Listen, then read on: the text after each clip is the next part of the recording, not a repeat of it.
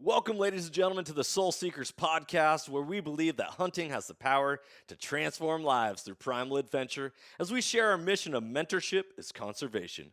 To learn more about everything we do, check out our show on Carbon TV or go to soulseekersnation.com. Freedom on, everybody, and stay soulful. This podcast is also proudly brought to you by Onyx Hunt. When I first got into hunting, I kept hearing all about public land and different access and how to find different locations to hunt. I was like, well, how are people even identifying all this stuff? Well, sure enough, I came across the number one hunting GPS app, and that is Onyx Hunt. If you guys want to get better at hunting and go deeper into your scouting, Onyx Hunt is the number one GPS app for that. Join the millions of hunters who trust Onyx Hunt to find more game, discover new access, and hunt smarter. It was a game changer for me, and I know it's going to be a game changer for you if you've never used it. If you have used it, you know the power that it holds.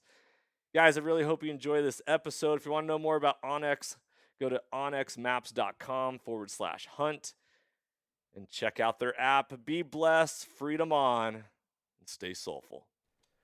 All right, guys, if you're in the market for a new hunting rifle this coming year, look no further than a Kelbly's rifle. I've been rocking their Koda rifle for the last couple seasons, and I've had great success with it. It's an amazing shooter, and every time I put one of their rifles in somebody's hands, they're like, oh, I got to get one of these. Kelbly's holds over 92 world and national records that are either broken or set on one of their actions or rifles.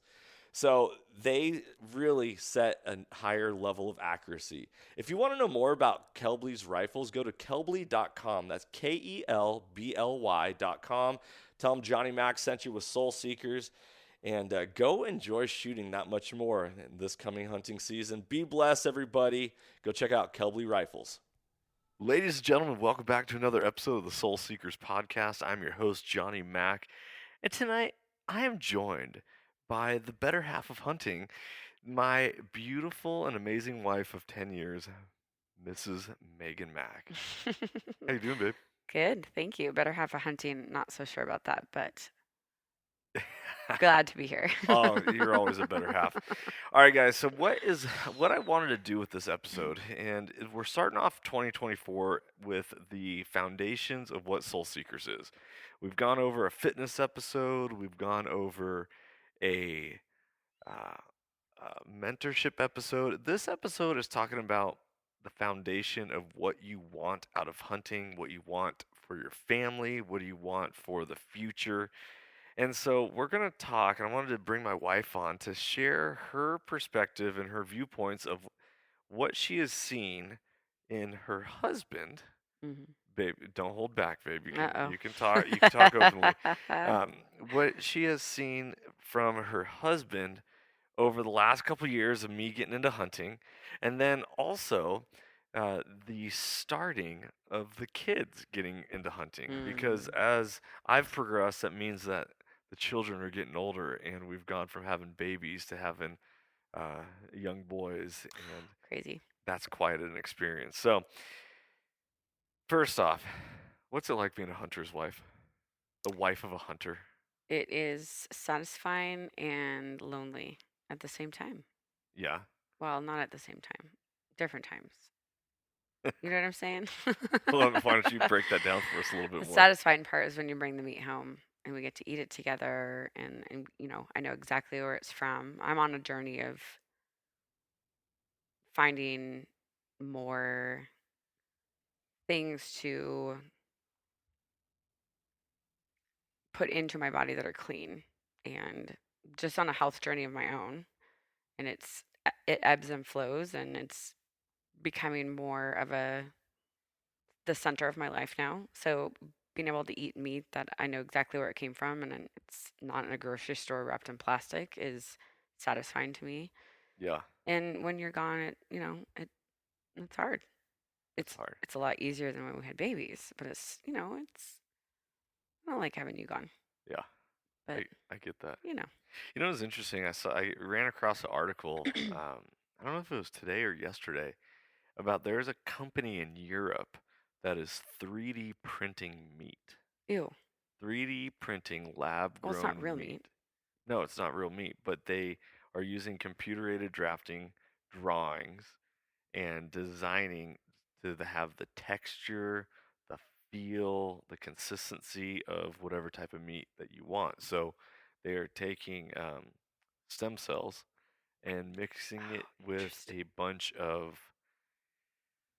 nutrients or whatever it is to then multiply and grow to feed it into They're this. cloning meat. They're pretty much cloning meat Oh and my. printing it, and they're actually making it into like steaks. They said steak, fish, pork, poultry. They can do any of that. And I was just grossed out. I was so thankful that I I get to mean, hunt and get real food. that freaks me out. I don't have the information right in front of me, but I know when they cloned that sheep, Dolly. Dolly, she didn't live that long. Right.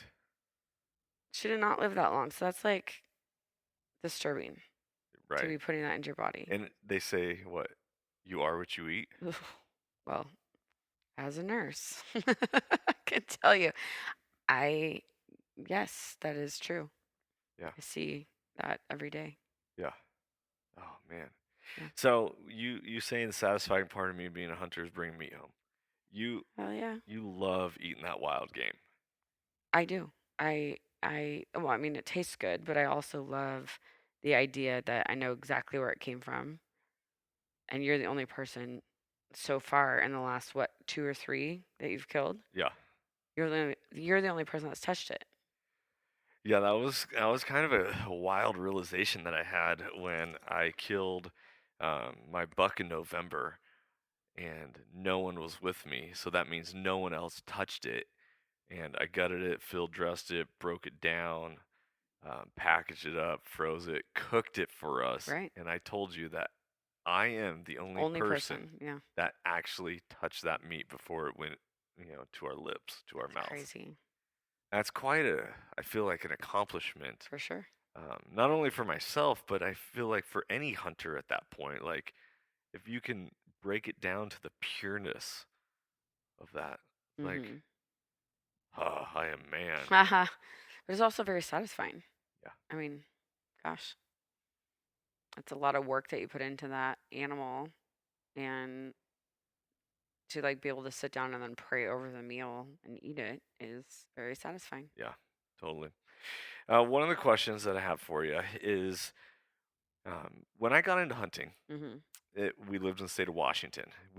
I was a Western big game hunter, meaning it was deer season. I'd go for deer, maybe one trip, maybe, Right. it was elk season. I'd go for a trip. Right. Bear season, I'd go for a trip. And it was really like methodically, Right. season by season. And we moved to Texas, and Praise the Lord. deer season, yeah, right. Amen to that. Deer season is a lot different down here Mm-hmm.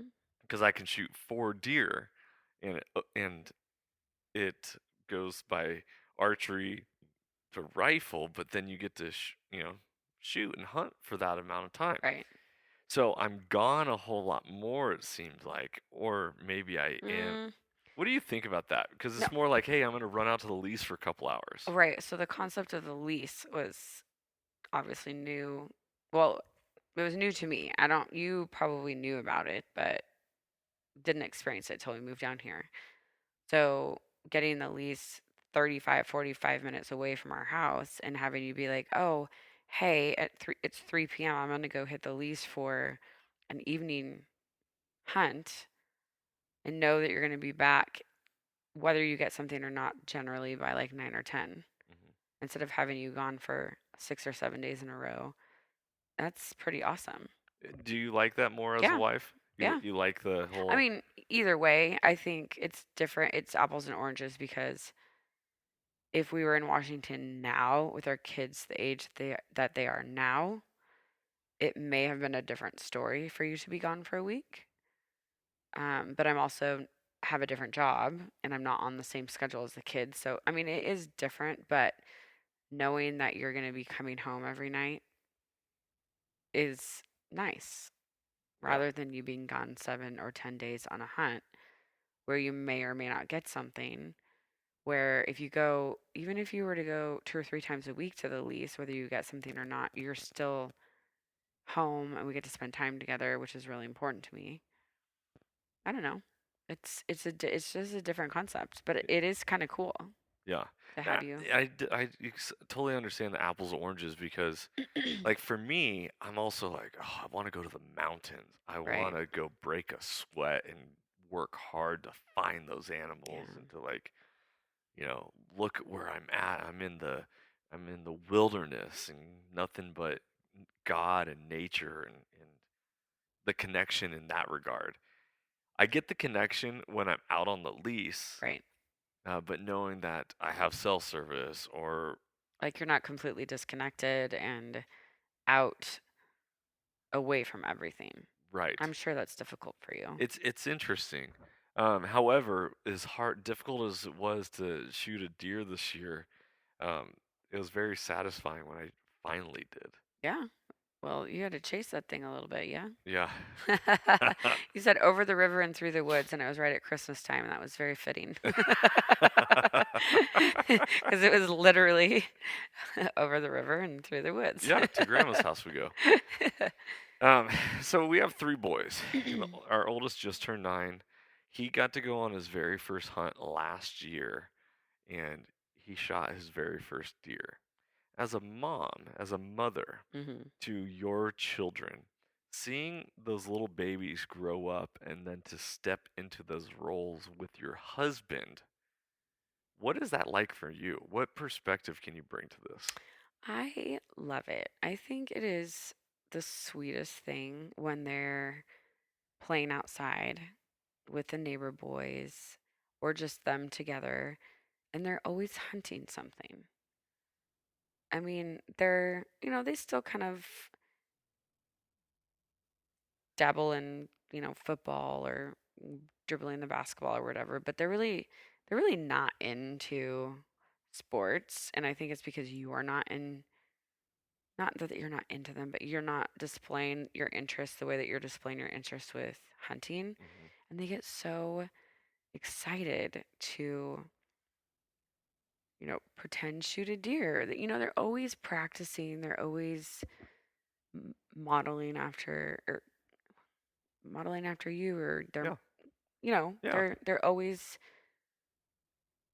showing me that they're watching you, Ah, and I think it's adorable, and I love it, and I love the way that you guys have that bond, and they love going out to the lease with you, and it's a big bonding experience for you guys that I think is really special. yeah. I appreciate that. Yeah. Thank you. Yeah. As a mother, to see your children grow. Mm, When I got into this, they were babies. I And it know. was something that's like, Megan, I want to learn how to hunt. I need to know how to do this. I want to be able to pass this on to our children. Hmm. And we're getting to that point where it is I starting to be know. passed on. Crazy. And, pretty soon it won't just be, hey, babe, I'm running out to the lease. It's, hey, I'm going to be taking the kids out to the lease. It's Or insane. do you want to join us out at the lease? Hmm. Or, you know, have you started to think about that at all? Oh, yeah, it's way more of a possibility now than I feel like it was, at least in my head, even before we moved here. Yeah. Our youngest is going to be 5 in July, and I feel like in my head when we started having kids, I was like, okay, well, when our youngest is 5, dot, dot, dot, fill in the blank. That was like, that was reaching the point where you, you knew that you were going to have a little bit more free time, Ah, or at least I did. yeah. Like, okay, well, when he's 5, maybe we can go, to Disneyland, or when he's 5, we'll be able to sleep in a little bit more. Or it was just like, that's kind of like the thing in my head. Yeah. So, yeah, I think going out, having us as a family go out to the lease together and being able to experience that would be a lot of fun. Yeah. What do you think about hunting in general as far as for you? I've always asked you like, hey, come do it with me. Come do it with me. Yeah. And your response is always like, that's more your thing. But having children that are actively involved in that, what, what, I am more open to it now than I've ever been to at least go and experience it with you guys because we can all do it as a family now. It wasn't something that I ever wanted to like quote unquote waste a babysitter on because we're so limited with childcare yeah, and always and really kind of always have been. I didn't want to take a date night or whatever you want to call it. I didn't want to pay a babysitter to go hunting with you. Like there was a bazillion other things on my list that I would rather do. But now I feel like things have evened out. I would totally be down. yeah, Bring some snacks lots of and snacks. sit in the blind and see what we can find, and maybe Mama can pull the trigger. Yeah.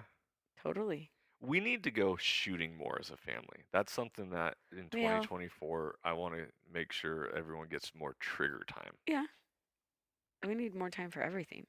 Right. There's not enough time. Whoever came up with 24 hours in a day was just not on point. It's not good. We need more.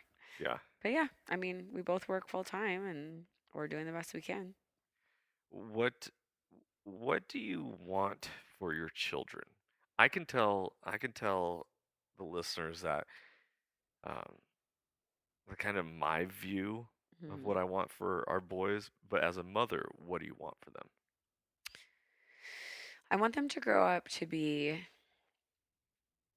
strong and independent and loving and kind. I want them to have a skill that they can pass on to their children, but also use that skill to be able to take care of their families. Yeah. I mean, I want them to all be amazing husbands and fathers, just like you. Thank you. And I'm not just saying that, but I want them to have a skill, a lifelong skill, a skill that they can use for their whole life that they can pass down. And I mean, obviously this is it. I know a lot of people love sports and if our kids ever start to show interest in that, then I'm sure we'll get them into something. But that only lasts a short amount of time, in my opinion. You kind of age out of that at some point, whereas hunting you can do for a really, really, really long time and you can support yourself and your family. And I think it's an amazing skill Yeah. that everybody should have. Living in the state of Washington, hunting was not very well promoted, Yeah. nor friendly, like optimistically looked upon. Mhm. There was more anti-hunters and non-hunters than there were hunters. Mhm. Moving to Agreed. Texas, is talking about hunting more common? Do you hear people like you're a professional? You I hear, I'm a nurse yeah, and I have a very small office. There's four or five of us. There's five of us in the office. Five of us nurses that work in the office. And there is one other lady in the office who none of them are opposed to it, by the way. But there's one other lady in the office who shows me her game camera every single day. Miss Cindy. Oh really my gosh, she's amazing. She has a ton of acreage down in Mineral Wells, which is West. west of us. And she has like 10 acres or something, just a ton of land. And she shows me her game cameras every single day of all these bucks and this huge, huge hog she has on her property right now, and raccoons. And I mean, all these things. And it makes me giggle because she doesn't hunt, but she loves looking at the animals. And like her son-in-law hunts and her boyfriend hunts, and there's people in her family that hunt, that Uh-huh. obviously that's why they have the game camera. But she gets so excited to show me all these things. And then there's another lady who also has a lot of land, and she's constantly talking about all the deer on her land and needing to thin it out a little bit. But her mom, who actually owns the property, doesn't. doesn't want to allow it right now. But I mean, it's everybody talks about it. All my patients I see, they're all we live in a we live in a small community. I work at a very small hospital, and I'm constantly seeing these old timers that, you know, that's what they do. They hunt, they ranch, they take care of their family, they wear their cowboy hats in. They got mud on their boots when they show up in my office. I mean, it's like hardcore. I love it. It's a what I've really come to love about hunting is that it's a way of life. Oh, It's totally. it's not just a hobby or a pastime. That's how people get their food. Right. Really. Yeah, my hairdresser went to get a haircut, and she was talking to another hairdresser Mhm. while cutting my hair Yeah. about hunting deer, Oh, yeah. and all they eat is venison. Yeah. And I was like, this is a conversation that would never have happened in Never. Washington. No, never. Never. It's a different world. Yeah. And at the same time, I'm like, okay, it's really fun being surrounded. I mean, birds of a feather flock together concept. It's fun to be in a community of people that view it in such a beneficial manner. The what I'm fascinated by is um, the bubble mentality of like it's not bothering us or nothing's wrong here, so hunting probably is just fine everywhere. Yeah. And it's not like that. Hunting's actually under attack. I was talking with our good buddy Mm. Sam Singleton, who's been on the podcast before, and I had him as a guest with Andrew McKeon, the Yeah. former editor in chief of Outdoor Life magazine, and all Mhm. that. And after that podcast, he said, "I didn't realize hunting was under attack that much, or that it's Oh. being uh, r- like stripped away from people." Well, yeah, but Sam's from Texas, and Correct. he has no reason to know otherwise. So, that's neither here nor there, but whatever. But um well, I think that's why it was so important to have such a close-knit community when we were in Washington, because you're really swimming against the current constantly up there.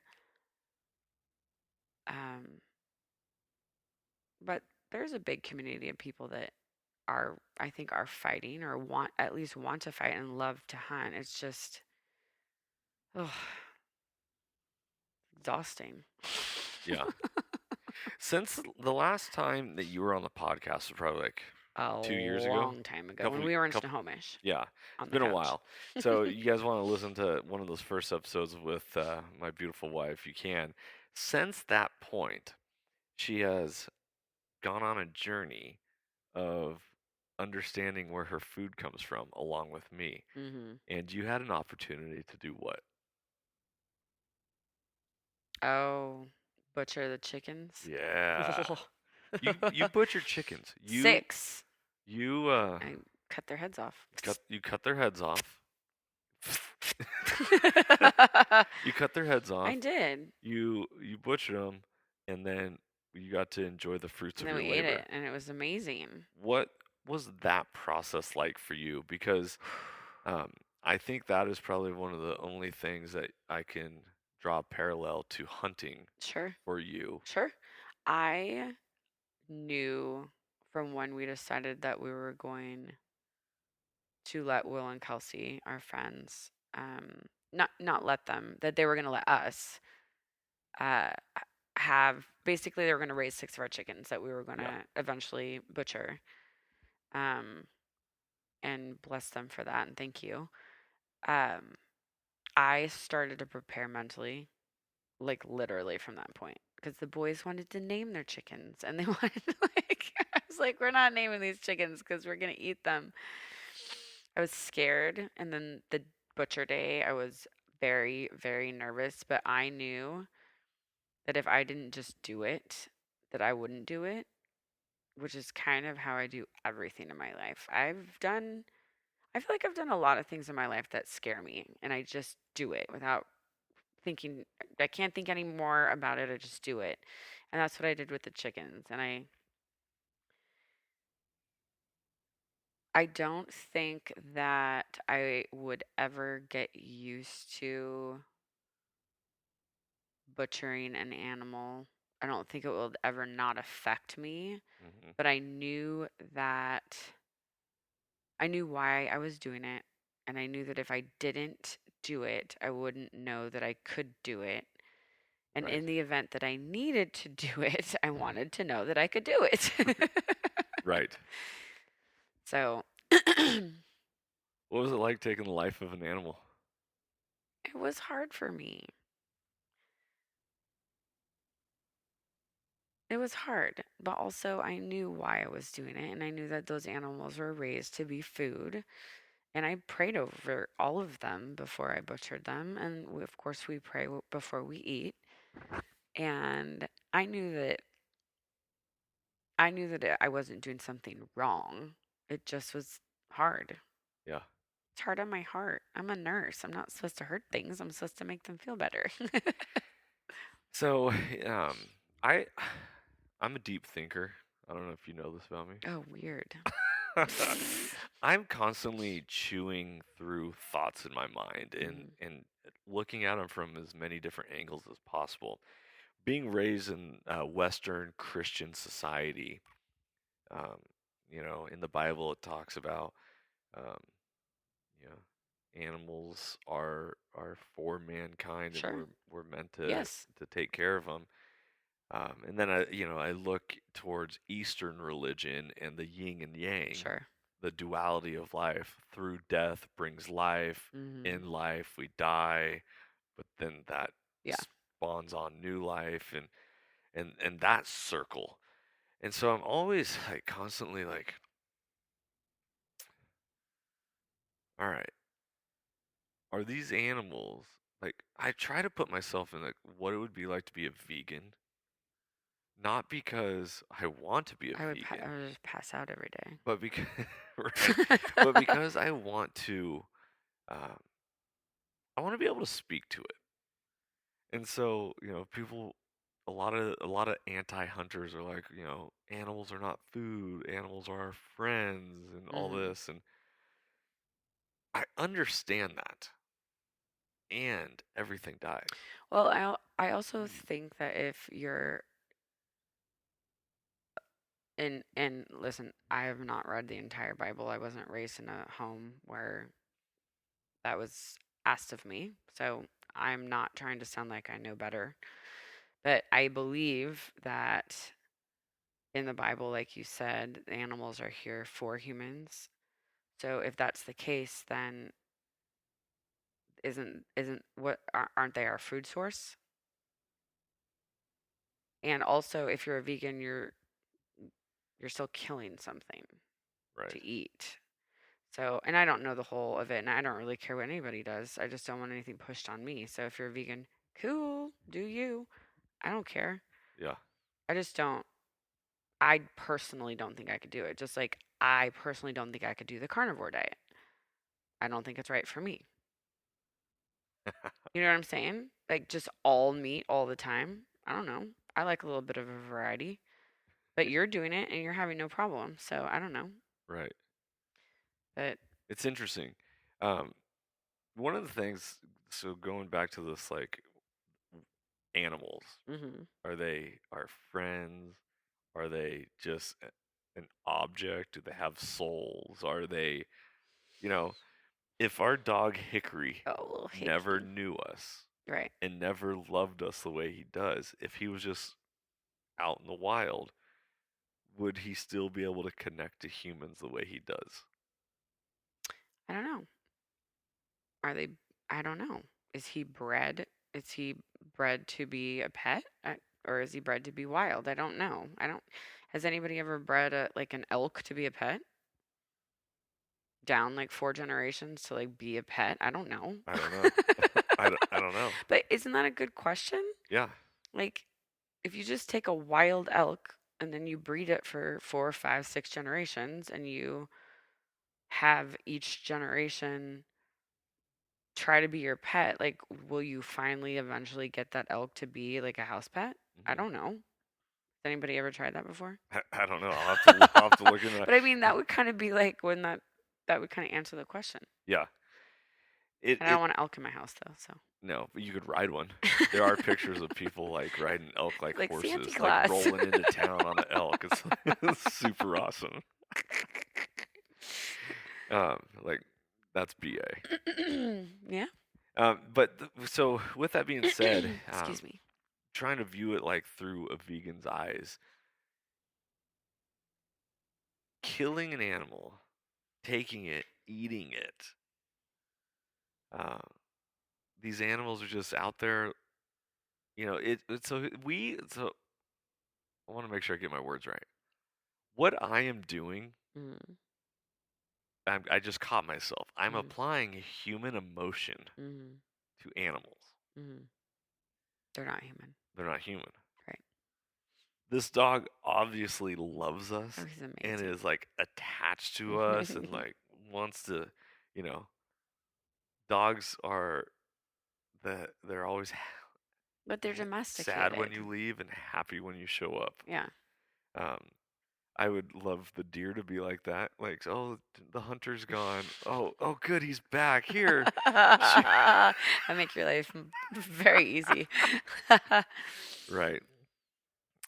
That's the concept I always Well, but they're not I chew on. domesticated animals. Right. That's the difference, and that's what my question was: is can you domesticate those animals and replicate the domestication of a dog or a cat or like any other common domesticated pet? You remember I don't watching know. the lion, not lion, Tiger King with Joe Oh my Exotic? gosh, do I remember?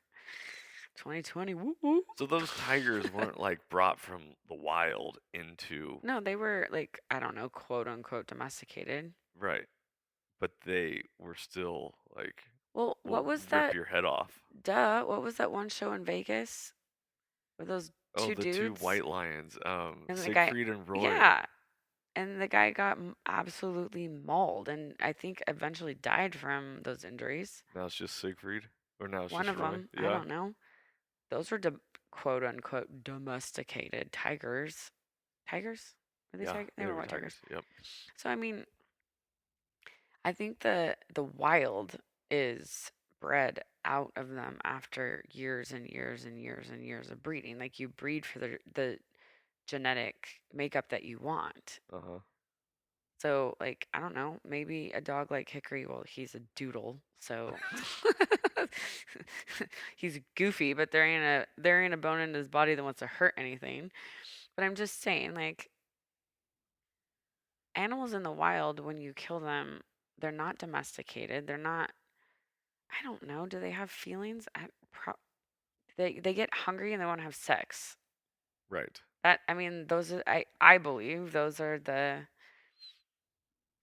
That's it. those are their that's it. You know, And don't die. and well, yeah, and to survive, so their genes live on. So I don't know. I don't know what vegans believe. I've never really gone down that. We had a former vegan in our house this last weekend. Who? Who are you? What are you talking? Oh, well, I think that was just something she was trying. I don't think she was like hardcore. Like I would try being a vegan, I guess, if somebody wanted me to. Why? I'm kind of willing to try anything. Except carnivore. I would try carnivore. I didn't say I wouldn't try it. I said I don't think I don't think I said I wouldn't try it. If I did, I meant that I don't think that it would be. I don't think it would work for me, or I don't think I would be satisfied on it. Yeah. I don't think it's right for my body. It's fascinating to being on a diet right now of all like, animal byproduct, Right. animal product byproduct. Yeah. Is incredible. Yeah. To think that solely animals can provide the life that we need. But yeah, I mean, that makes sense to me. God Like, put them on the earth for a reason. I don't need bread. I don't need to bake bread. Mm-mm. I don't need to Well, eat lettuce. what did the um, cavemen eat. They ate whatever they could, whatever plant or berry they could scavenge, and they ate meat when they could get it.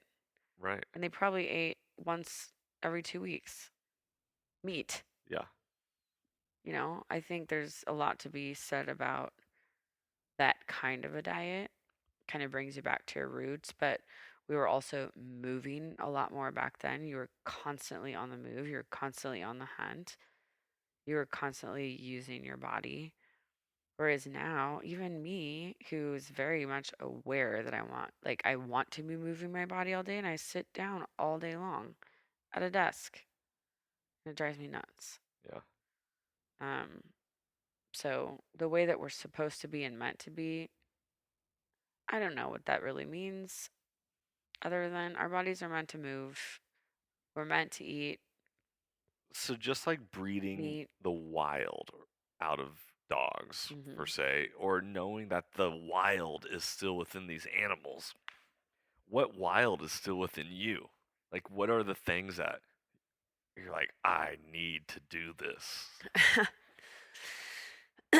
I need to move my body every single day, period. There's no negotiation around that. You know that. The kids know that. And I try not to have it interrupt the daily life or take away from time with them. But yeah, I have to move my body Yeah. after sitting all day at work for sure. And I enjoy eating healthy and I enjoy feeling healthy. And I think that's one of the reasons why I really enjoy eating the meat that you bring home, is because I know without a doubt that this is the best meat that I could ever put into my body. Yeah. It is the best. Those back Yeah. straps we made the other night, So good. man, incredible. Mhm. Um, yeah, so you want to move. You're not meant to be stagnant. Mm-mm. You're meant to be active in pursuit of something.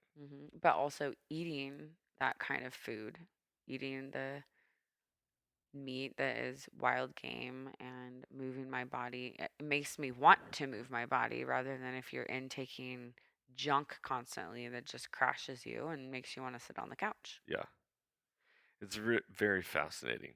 I do like junk food though, Yeah, sometimes. right. Okay, I'm gonna um, read you 6 things, and I'm gonna ask you um, about them. So, Soul Seekers has Sorry. 6 brand pillars.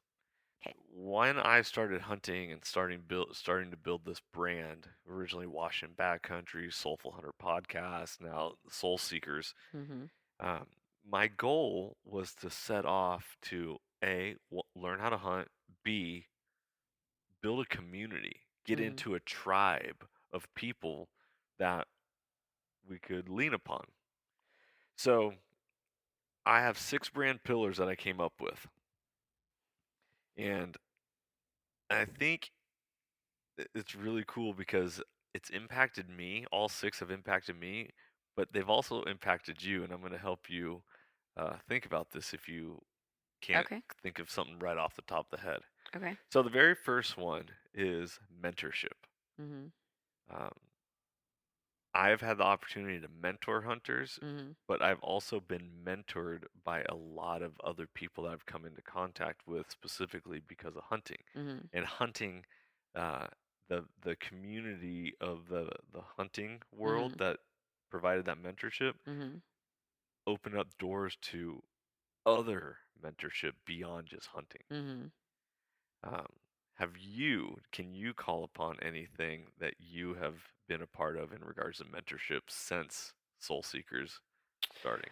Yeah, I mean, off the top of my head, it doesn't have anything to do specifically with actually hunting because I have never had the opportunity. I've had the opportunity. I've never taken you up on the opportunity because of life. But the preserving side of everything has been huge for me. Yes. The You just made bone broth Oh tonight. yeah, I just did. I made bone broth with so we bought a cow from a local ranch here. Christian ranch where like they play classical music for the cows before they butcher Oh, them. I And didn't know that. yeah, Really? yeah, and everything is that's what she said when that's actually like the huge reason why I wanted to go with them. That's beautiful. Yeah, because and they treat all of they just treat their animals very well. And um so yeah, Johnny is on this carnivore diet and he has been struggling with his electrolyte balance, irritability and fatigue and just like no energy. And I did a little bit of research and bone broth apparently is like the answer. So I threw some bones in the crock pot last night. Normally I would put them on the stove, but it was so late. Threw them in the crock pot, and then you got to have some today when you got home from work, and you said it made you feel better. Yeah, it's phenomenal. Um, but just the preserving and the being able to like cook stuff like that and expanding my knowledge on how to prepare my own food without having to go to the store and buy something that's like a boxed bone broth or how to can my own turkey soup from Thanksgiving or just how to like prepare and preserve what we are acquiring Yeah. has been big for me. And it's actually, I, I really love it. And I can see it becoming more of a hobby for me now that I have more time. So that is all uh, a byproduct of your husband becoming a hunter. Right. That's beautiful. I love that. So these are some of the things that I want all you listeners to walk away with from this podcast is understanding that the tangible benefits of hunting and becoming a hunter and speaking positively about hunting and promoting it doesn't just stop with you. Yeah. It goes beyond just you. So here's my wife talking about the benefits for her in her life. Okay, the second one, kind of easy. I mentioned it slightly already, but community. Yeah. Well, I mean, we've found so many friends in just in Texas in the almost 2 years that we've been here, um, who are in the hunting community. Obviously, most people hunt here. It's kind of the way of the life, the way of life here. But having that community where we can openly talk about it, we share stories, and families share their lives together because of hunting. I think that's amazing. Yeah. We had, well, before I get to that story, Sam Singleton took him on the spring bear hunt. It'll be airing this spring on Carbon TV. Hmm. Uh, I was sitting out in the car with our three boys. You ran into the Family Dollar. You ended up talking with him. Like just randomly because we were in line together. Yeah. Somehow it started about talking about bears, Yeah. and all of a sudden now our families are great friends with them, and they helped us get on a lease, Right. and all this all because of hunting. Right. Then created community. Right. They were like our first friends in Texas. They were our first friends in Texas. And it's weird that I was the one that actually You started it. I started it, which is I'm not usually one to like just talk to random people.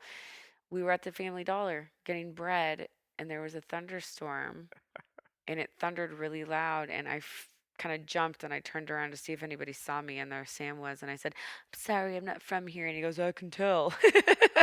And then he asked where I was from and I said Washington and that's when the bear story came out. So, But isn't that amazing how yes. hunting brought community for That's us? exactly what it was.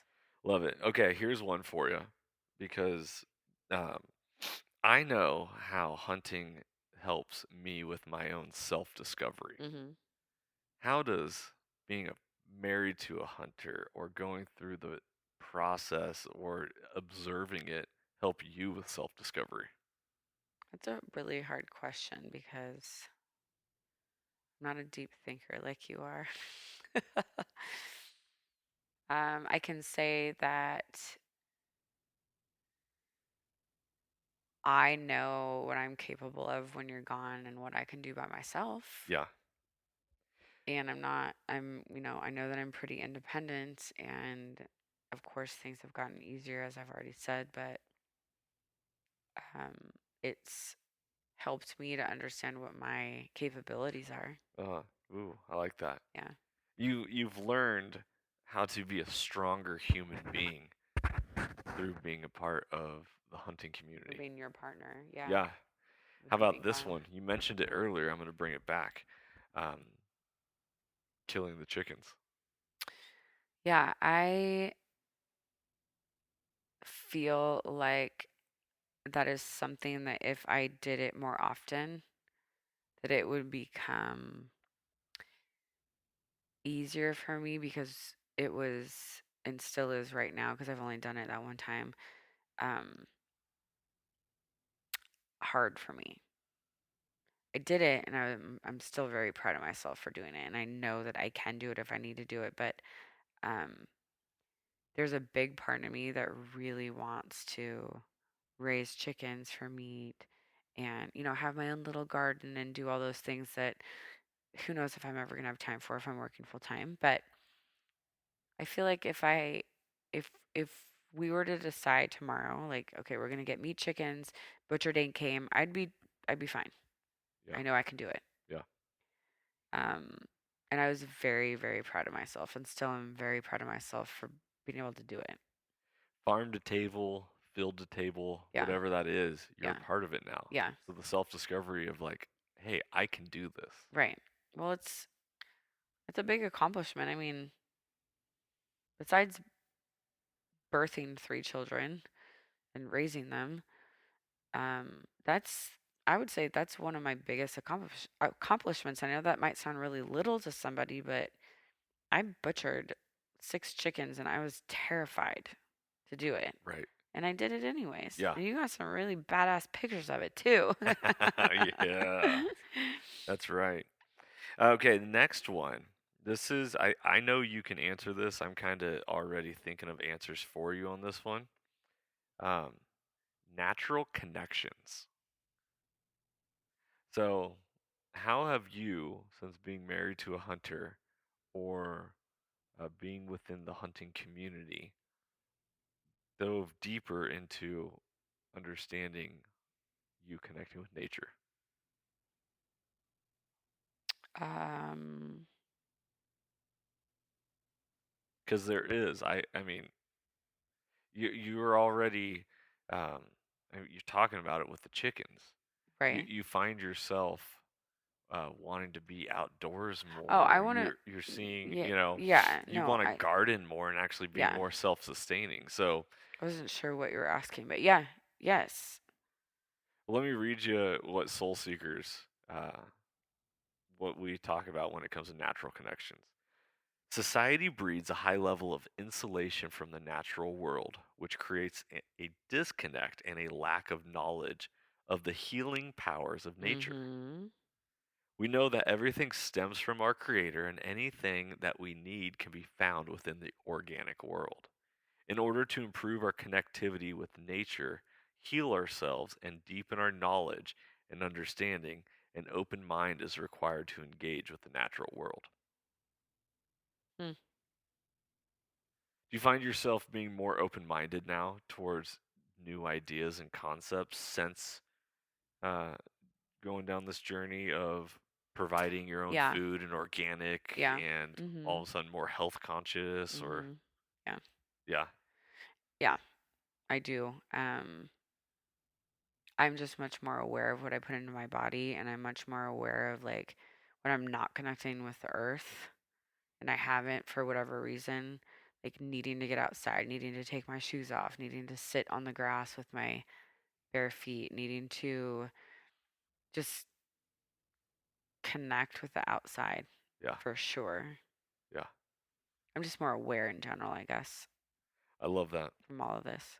I totally agree with you.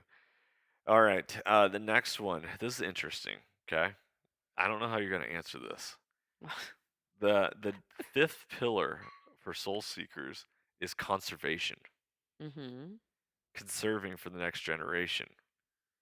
Um, how has conservation impacted you, or how do you view Well, I conservation? mean, obviously, our 3 boys are obsessed with Beautiful answer. hunting Yeah, and everything that you're all about right now, and which I love. So you have three soon to be men that you're raising that you're teaching to hunt. You're teaching to pretty much be self sufficient on a level. Like maybe not completely, but yeah, you're teaching them to be able to find their own food. Hmm. I love that. I think that's amazing. And they're excited about it. Right. So, them being excited about it means that they're going to learn more, they're going to absorb more, and they're going to want to pass it on, hopefully, Yeah. when they have their children. Yep. Yep. Conservation, baby. It to conserve for future generations. It's Mm-hmm. important. Okay, here's one you're gonna have a difficult time with. Hopefully, you can come up with an answer Oh, because gosh. I'm not sure about this one for you. Primal adventure. I'm gonna read the definition for soul seekers. Okay. Society is constantly influencing us to settle into a life of mundane boredom where we waste our lives away waiting for a concept of retirement or for the next entertaining moment to capture our attention. As soul seekers, we believe that life is now and is meant to be experienced rather than observed. By living an adventurous life, perspectives are established, ushering us towards a life of wisdom, understanding, and fulfillment. So, I don't think this is a hard thing for me to understand or come up with. I think that what's difficult is the societal pressures and cost of living in general. Because if, like, obviously, we could sell everything and go live in our trailer and live the exact life that we want to live. Well, what's holding us back? Well, one of my biggest dreams is I want to travel, and you can't really travel a lot. Like, I'm talking outside the United States. You can't really travel if you don't have money, and you don't have money unless you're working. So, primal adventure for me is, I feel, for us and how we conceptualize that in our life and mine in general is one step at a time, a little piece here and there. You know, we take adventures with the boys. We'll take them out and we go camping and we plan little things for us to do together. You take them out and take them to the lease, and we're planning on doing a family thing to the lease. And um, even the preserving part really is a little bit of a primal adventure for me because I'm still learning. Yeah. Um, but Yeah, we also have responsibilities, so it's kind of hard to just anytime you're dealing with food, it feels like it returns you back to the root of humanity, yeah. right? Like, how do I If I'm survive? making my own food, yeah. If you're making your own food. Preserving and making my own stuff. I get a lot of fulfillment and joy out of giving it to other people as well. Bingo. And I know Kelsey, who's the one that taught me all of this and introduced us to the freeze dryer, like that was her love language was giving her food away to people instead of payment. She would, or as a thank you or a gift, Yeah. an offering of like love, she would give that to people. And it really touched my heart very, very deeply. Yeah. And now I actually feel the same way. Like I love preserving stuff and giving it to people. Like when we gave our neighbors, Carrie and Daryl, that chicken soup that I made from Thanksgiving or Christmas. And they loved it and it made me so happy to be able to like give them something that they really enjoyed. Yep. So I don't know. That's Being my able answer. to feed yourself and also feed other people Hmm. is probably one of the greatest things ever. But feed them like this healthy, nutrient dense, delicious food. You know, a lot of people don't realize this, but what you're doing is you're providing life for somebody else. Yeah. You're giving them life. Yeah, in a way, yeah. Yeah. It's fascinating. I love it. Totally blown away. What do you see for the future of this family and hunting adventures? I mean, I think that we're just going to keep having more fun. I think the adventures are going to get bigger. I think our opportunities are going to get greater. And we're going to gosh, I'd really love to take the boys back to our property in Montana and just have a big old family road trip like we used to do and Yep. do a hunting trip and make it kind of a hunting, Ooh. fishing trip where we get what we can and bring it back and preserve it and get to share it with people. That Be would like, be, hey, this is from Montana, from our property. yeah. Oh, that'd be epic. Oh, I But like I that. mean, I think the boys are just gonna become more and more interested and learn more and more, and this is gonna be their thing. Like some kids and some families are all about sports, or they're all about, I don't know, other things, and this is gonna be our thing. Yeah. This is our thing. What advice or words of wisdom or encouragement do you have for uh, the wives out there of hunters, or the spouses, or the significant others, or So, I mean, I feel like I've been through it with you. We've been through it together, and I think it was a hard, tough, like, beginning for us because you were not a hunter when we got married. And as soon as we started having kids, you were like, okay, hey, I want to take off. And I think everybody just needs to be patient with each other. And I think realizing that having a child, like a brand new baby, is very difficult for the mama, can be for the dad too. Just be patient and know that there's a time and a season for everything. And I know that I said that to you a lot when we had babies. It wasn't a no, it was just a please not right now. And now's your time.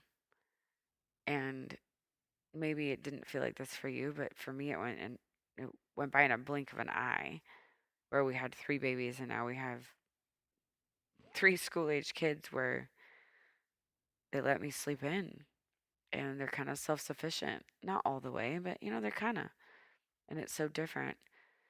So my advice for both parties is just be patient with one another. If you got babies, and be supportive and try to find a way to enjoy it together because there's literally nothing better than enjoying that food together, enjoying that meat, and really enjoying the family time surrounding it Mhm. and all the things that you can learn while you're doing it together. I love it. I love it. Anything else you want to sign off with before we go? I love you. Oh, I appreciate it. I love you too. Well, guys, thank you so much for tuning into this episode. If you got anything out of it, just know that this life is happening for you. It's not happening to you. You get to create the life that you want, which means if you're creating that life with a spouse, be in community and be in strong conversation with them. No, no doesn't mean never. It just means Correct. Not not right right now. now. No doesn't mean never, just it means not right now. And that's something that can be very difficult for us to hear, learn, and truly understand And respect. and respect. Really and truly. Yeah, love that. All right, guys, be blessed. If you like this episode, share, subscribe, like, all that. Everything helps the channel, helps the mission. If you guys want to support us, you can go swing by our online store, soulseekersnation.com, and pick up some swag merchandise. I'll see you out there. Let us know how this has helped you. Be blessed. Freedom on. And as always, stay soulful. If you enjoyed today's podcast and want to support the show, you can always like, share, subscribe, and leave a rating as it helps us share our mission of mentorship is conservation. Thank you so much for tuning in and being a part of Soul Seekers Nation as we transform lives through primal adventure. If you want to get more connected with the podcast, check out the Soul Seekers Nation Facebook group as I look forward to connecting with you on the next episode. So stay tuned and stay soulful.